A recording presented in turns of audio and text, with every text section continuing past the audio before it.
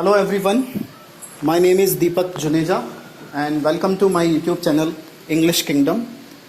पिछले दिनों से हम कनेक्टर्स का यूज़ करना सीख रहे हैं, जिसमें हमने both and, not only but also, और साथ ही साथ ईदर और, नाइदर नॉर, ऐसे कनेक्टर्स के हमने यूज़ करना सीखा है।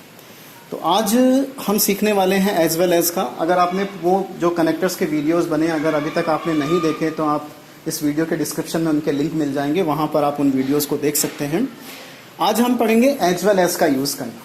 तो ये जो एज वेल एज़ का यूज़, जो कनेक्टर का हम यूज़ करते हैं, ये थोड़ा अपने आप में पिक्यूलर, आपको इसको थोड़ा ध्यान से देखना पड़ेगा। आपको ऐसा लग सकता है कि हम जो सेंटेंस बना रहे हैं उसमें कोई ग्रामेटिकल एरर होगी, ऐसा नहीं होगा। आपको लगेगा पहली बार देखने पर, लेकिन बाद में जब आपको इसका रूल समझ में आएगा तब आपको लगेगा कि ये एरर नहीं है।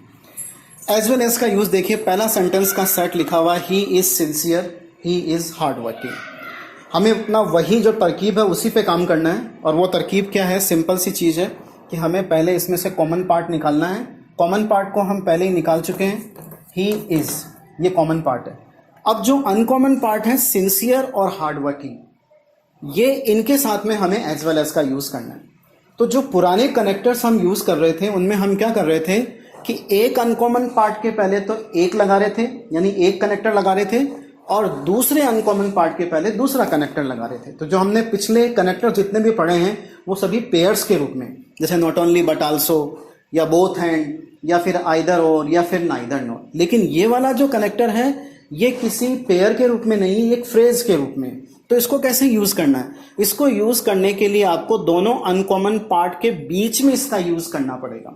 तो जैसे देखिए, ही इज सिंसियर लिखा हमने पहला अनकॉमन पार्ट, और उसके बाद में यहां बीच में लिख दिया एज वेल एज, और फिर लिखा हार्ड वर्किंग।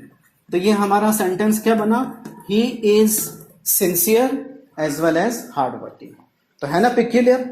थोड़ी सी अजीब बात है दूसरे कनेक्टर्स के बजाय इसमें, इसलिए इसका ध्यान रखें कि इसमें जो एज वेल एज का यूज होता है वो दोनों अनकॉमन पार्ट्स के बीच में होता है। अब दूसरा सेंटेंस देखिए, आपको और ज्यादा पिक्यूलियरिटी दिखाई देगी। कैसे? ही is sincere, I am sincere. अब इसमें आप देखो, इसमें सिंसियर ही है एक ऐसा वर्ड जो कॉमन है, बाकी सब अनकॉमन है। अब उसके बाद में क्या हो गया? ये अनकॉमन पार्ट बचे, ही इज और आई एम, हमने इनको नोट किया, ये रहा ही इज, और उसके साथ में फिर एज वेल एज दोनों के बीच में यूज करना है ना, तो he is as well as, और उसके बाद में आई एम। अब क्या होता है कि एक ही म्यान में दो तलवारें नहीं रह सकती। तो ये एक सेंटेंस है, इसमें दो हेल्पिंग वर्ब्स एक साथ यूज नहीं किए जा सकते। तो इन दोनों में से एक को हमें हटाना पड़ेगा। तो हम अपनी मर्जी से तो नहीं हटा सकते कि मेरी इच्छा है मैं इसको हटा दूं, मेरी इच्छा है मैं एम को हटा दूं। हमें इसमें रूल फॉलो करना पड़ेगा। और रूल क्या कहता है कि आप हमेशा जब भी एज वेल एज का यूज करें तो जो उसमें हेल्पिंग वर्ब लगेगी वो हमेशा फर्स्ट सब्जेक्ट के अकॉर्डिंग एग्री होगी। और इसमें फर्स्ट सब्जेक्ट कौन सा है? ही। तो ही के अकॉर्डिंग ही एग्री होगी यहाँ पे। तो हमने इज को भी हटा दिया और एम को भी हटा दिया, और निपटारा कैसे किया कि ही के अकॉर्डिंग जो हेल्पिंग वर्ब लगेगी वो यहाँ पे आएगी। तो अब ये सेंटेंस बन जाएगा he as well as I is sincere. अब देखो लगाना कि ये ग्रामेटिकल फॉल्ट है, ये ग्रामेटिकल एरर है, या कोई मिसप्रिंटिंग है, ऐसा नहीं है। एज वेल एज के यूज में यही होता है। हमेशा ध्यान रखें कि उसमें जो हेल्पिंग वर्ब लगती है वो हमेशा फर्स्ट सब्जेक्ट के अकॉर्डिंग एग्री होती है। इसमें फर्स्ट सब्जेक्ट ही है और सेकंड सब्जेक्ट आई है, तो ही के अकॉर्डिंग यहाँ पर इज लगेगा, he as well as I is sincere. अब आप नेक्स्ट पे चलते हैं।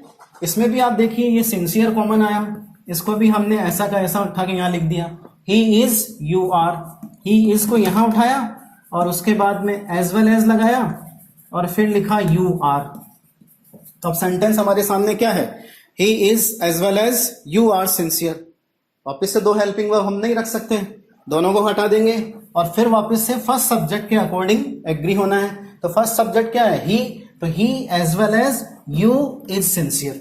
अब जरा सोच के देखिए कि अगर हमारा फर्स्ट सब्जेक्ट ये होता, जैसे हम ऐसे करते आई एम सिंसियर, और इसको कर देते ही इज सिंसियर। तो अब आप देखो ये क्या बन जाता, हम आई एम को यहां पे उठा के लिखते हैं और फिर उसके बाद में ही इज ऐसे लिखते हैं और फिर एज वेल एज का यूज करते हैं दोनों के बीच में।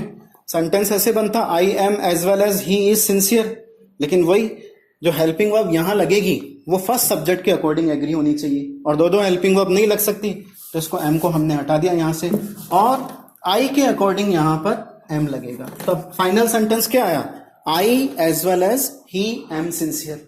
अब आप सोचोगे ही के साथ में एम थोड़ी लगेगा, लेकिन यहां पर आपको ध्यान रखना है कि ये जो एम है वो आई के साथ में एग्री हो रहा है, न कि ही के साथ में।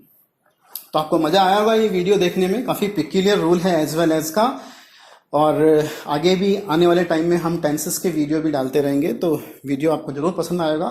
Thank you very much, thank you for joining.